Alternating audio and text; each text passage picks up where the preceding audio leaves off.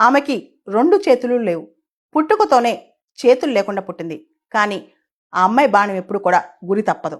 18 సంవత్సరాల శీతల్ దేవి ఈరోజు చరిత్ర సృష్టించింది. ప్రపంచంలోనే పారా ఆర్చరీలో వరల్డ్ ఛాంపియన్షిప్ సాధించింది.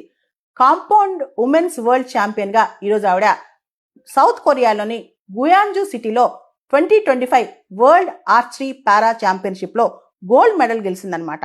ఈ అమ్మాయి 18 సంవత్సరాల జమ్మూ కాశ్మీర్ రాష్ట్రానికి చెందిన అమ్మాయి. ఫోకోమీలియా అనే ఒక రేర్ మెడికల్ కండిషన్. ఇదొక కాంజెనిటల్ డిసీజ్. అంటే పుట్టుకతోనే ట్రంక్, బాడీ ఏదైతే శరీరం ట్రంక్ బాగా ఉందో చేతులు బయటికి కనిపించకుండా చేతులు లోపలికి ఉండి పుడతారనమాట. ఆ ఫోకోమీలియా అనమాట. అయితే ఆ అమ్మాయి నిరుత్సాహపడలేదు. ఒకసారి అమ్మాయి ప్రపంచానికి ఒక చిన్న ఈవెంట్లో కనిపించింది. ఇండియన్ ఆర్మీ యొక్క రాష్ట్రీయ రైఫిల్స్ వాళ్ళు అమ్మాయిని గుర్తించారు. స్పెషల్గా ట్రైనింగ్ ఇప్పించారు. యాక్చువల్లీ చేతులు లేని వాళ్ళకి విలువిద్య ఏంటి, దాన్ని ఎలా నేర్పగలం అని చెప్పి గైడ్స్ ఫస్ట్ అనుకున్నారు. కానీ అమ్మాయి ఉత్సాహం చూసి కోచెస్ అమ్మాయికి అద్భుతంగా నేర్పించారు. గంటల తరబడి ప్రాక్టీస్ చేసింది. చేతులు లేకపోయినా అధైర్యపడలేదు.